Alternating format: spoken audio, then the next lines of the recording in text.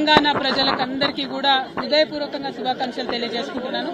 అట్లానే యావత్ భారతావనిలో కూడా మహాశివరాత్రి అంటే చాలా పెద్ద పర్వదినం. ఈ పర్వదినం సందర్భంగా మన దేశంలో ప్రజలు అందరూ కూడా సుభిక్షంగా ఉండాలని చెప్పి మనస్ఫూర్తిగా కోరుకుంటున్నాను. మన తెలంగాణలో దక్షిణ కాశీగా పిలువబడేటటువంటి వేములవాడ రాజన్న దర్శనం చేసుకోవడం నా పూర్వజన్మ సుకృతంగా నేను భావిస్తా ఉన్నాను. అది కూడా శివరాత్రి రోజు పొద్దున్నే అయ్యవారి దర్శనం, అట్లనే అమ్మవారి దర్శనం, లక్ష్మీ గణపతి దర్శనం చాలా అద్భుతంగా సాగింది. మరి మనకు వేములవాడ రాజన్న అంటేనే కోడెమొక్కల రాజన్న, మన తెలంగాణ ప్రజలకు కోరుకున్నది ఇచ్చేటటువంటి కొంగు బంగారం లాంటివాడు మన రాజన్నను అంతకుముందు ఆంధ్ర పాలకులు బద్నాం చేసిన విషయం మీకు తెలిసిందే. వేములవాడకు వస్తే వాళ్ళు ఎలక్షన్ గెలవరని చెప్పి అపవాదు పెట్టి వేములవాడ క్షేత్రాన్ని దేవుళ్లను కూడా బద్నాం చేసిన పరిస్థితి ఉండే ఒకప్పుడు. కానీ గత 10 సంవత్సరాలుగా కేసీఆర్ గారి పరిపాలనలో సిరిసిల్ల జిల్లాను ప్రత్యేకంగా క్రియేట్ చేసి మరి ఏర్పాటు చేసినటువంటి సిరిసిల్ల జిల్లాలో గర్వంగా సగర్వంగా మన రాజన్న పేరు పెట్టుకొని రాజన్న సిరిసిల్ల జిల్లా అని చెప్పి మనం ఏర్పాటు చేసుకోవడం జరిగింది.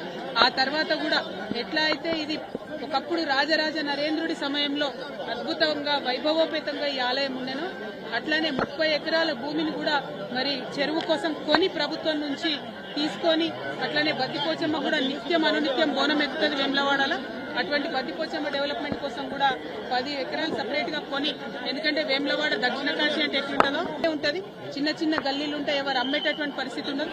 అయినా ప్రభుత్వం చొరవ తీసుకొని దాదాపు 250 కోట్ల పైచిలకు కేవలం ఆలయం అభివృద్ధి కోసమే ఖర్చు చేసినటువంటి ఘనత కేసీఆర్ గారి ప్రభుత్వానికి దక్కిందన్నది నేను ఈ సందర్భంగా తెలియజేస్తూ, మరి ఆ డెవలప్మెంట్ కొనసాగాలి. ప్రభుత్వాలు మారినంత మాత్రాన డెవలప్మెంట్ ఆగదు.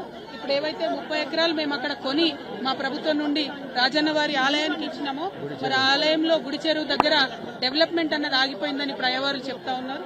ఆ డెవలప్మెంట్ కంప్లీట్ చేయాలి. అక్కడ అనుకున్నటువంటి హాల్స్ కానీ, కళ్యాణ మండపాలు కానీ, చౌల్ట్రీలు కానీ ఇవన్నీ ఫినిష్ చేస్తే వచ్చిపోయేటటువంటి భక్తులందరూ కూడా మంచి ఉపయోగంగా ఉండేటటువంటి ఆస్కారం ఉంటుంది.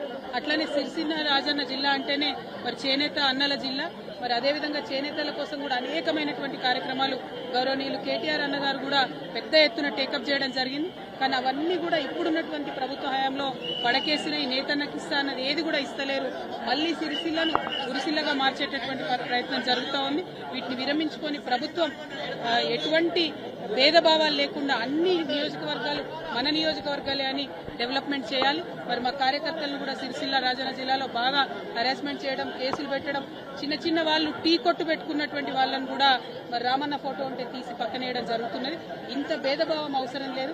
ఇవాళ పండగ పూట రాజకీయం మాట్లాడద్దు అనుకున్నా, కానీ మనకు తెలంగాణ ఉద్యమ సందర్భమైనా కూడా ఎప్పుడైనా కూడా గుడైనా బడైనా చెప్పేది గంటపతంగా చెప్పేటటువంటి నిజాయితీ ఉన్న వాళ్ళం కాబట్టి ఈ అంశాలు కూడా చెప్పాల్సి వస్తుంది. మరొకసారి ప్రభుత్వాన్ని రిక్వెస్ట్ చేస్తున్నాం, ఏదైతే డెవలప్మెంట్ వేములవాడలో సాగిందో అది కొనసాగించాలని కోరుతా ఉన్నాం.